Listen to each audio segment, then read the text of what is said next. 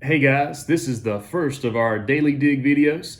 Today we're going to walk through Romans 12, 1 and 2. I posted my notes last night for you guys just to kind of help you walk through that, but I still wanted to do a video walkthrough just to help you guys as you dig and read the Bible for yourself. So let's dig into Romans 12, 1 through 2.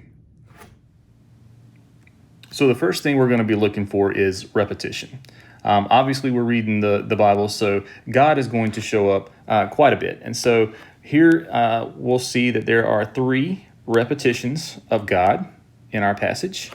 Not surprising that he is the subject of the book that he wrote.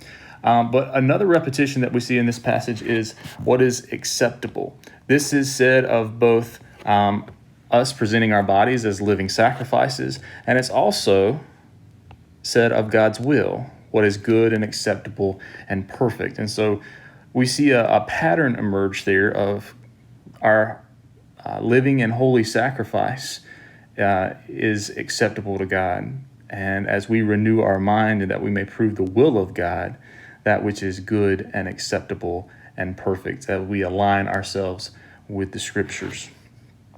The second thing we want to look for is verbs. Verbs are where the action is. Verbs are, we want to look at tense. These are the action of the passage. And so a lot of times you'll find a lot of meaning here with verbs. Therefore, I urge you, brothers and sisters, by the mercies of God, to present your bodies as a living and holy sacrifice, acceptable to God, which is your spiritual service of worship. And do not be conformed to this world, but rather be transformed by the renewing of your mind, so that you may prove what the will of God is, that which is good and acceptable and perfect. And so when Paul urges the brothers and sisters, see, that's a present active verb. All right, we'll just abbreviate that so that we can save some time. When we present our bodies as living sacrifice, that's something we do in the here and now. That's also a present and active verb. Know that we are doing that action. As we move down to do not be conformed to this world, note that's while it is a imperative, it is a passive and a negative, right? We have here a not, so we're not to be conformed. It's an imperative, which means it's something that we should or should not do. But it's also passive. In other words, we are the recipient of being conformed or not being conformed, because what's conforming us is the world. But be transformed, right? This is also an imperative and also a passive, something that's being done to us. So how are we being transformed? We're being transformed by the renewing of our mind, but we're receiving that action from God. We may prove what the will of God is. That's also a present and active verb. In other words, as we are transformed, we may prove what the will of God is. And that's something that we participate in. That's something that we do.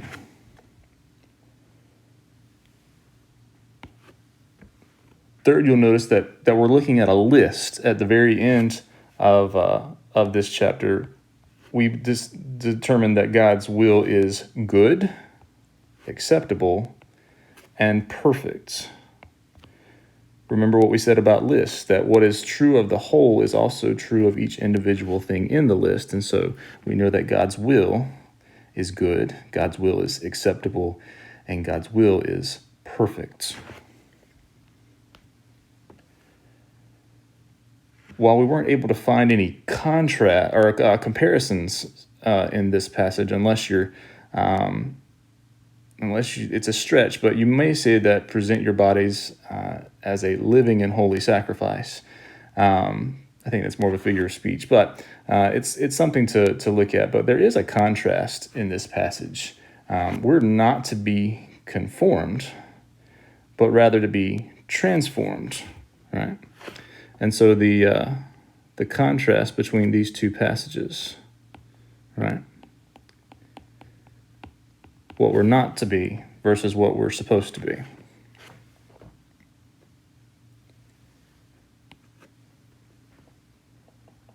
Now, pronouns play a special part in this passage. Obviously, we have to determine who the I is here in the beginning, and we know from the context of the letter to the Romans that this is Paul. But he's speaking to, here in the New American Standard, is the brothers and sisters.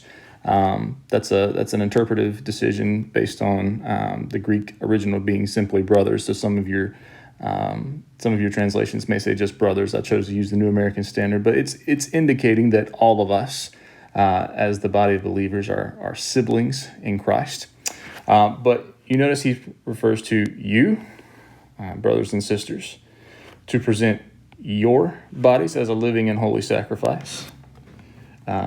This is your spiritual service of worship. And we're to be, not to be conformed, but to be transformed by the renewing of your mind, so that you may prove what the will of God is. Now, obviously, these are all plural second person, so he's referring to the church in general here. But just note that all of these yous and yours refer back to the brothers and sisters he's speaking about here in verse 1.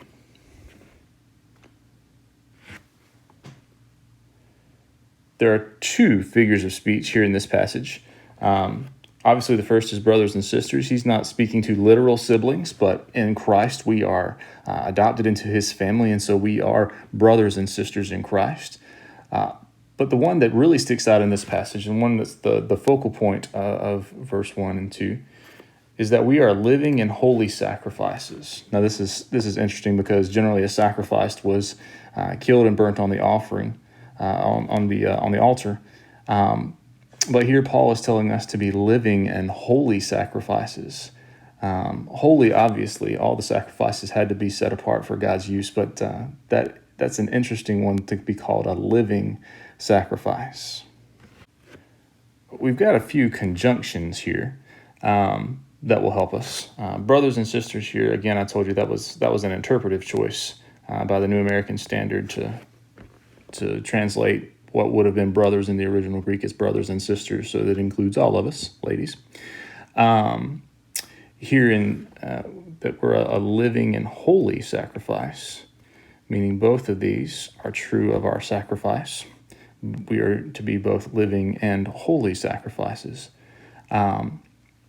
And here at the beginning of verse 2, the and connects verse 1 and verse 2 together. The do not be conformed to this world, but be transformed. It sets up the contrast. It links do not be conformed to be conformed or be transformed. And so that actually sets up that contrast there. And then, so, by the renewing of your mind, so that you may prove what the will of God is, connects the idea that we are to be transformed by the renewing of our minds, so that we may prove what the will of God is. We'll come back to that one because it goes into what we're looking for next.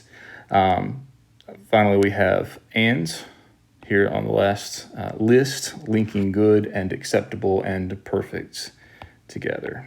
So, but let's go back to so right here. So sets up a cause and effect, a very important cause and effect, I believe, which is what we're going to be looking for next. We're to be transformed by the renewing of our minds. And this is the cause. The effect of that is that we may prove what the will of God is. This is the effect. And so by having our minds renewed and by being transformed by the renewing of our minds, we are able to prove what the will of God is. And so I hope you've enjoyed our brief walkthrough of Romans 12, 1 through 2. Stay tuned. Today we're also going to post Acts 1, 8. And so I'm really looking forward to daily being able to walk through passages together and dig deep together as we learn to read the Bible for yourself. God bless you guys.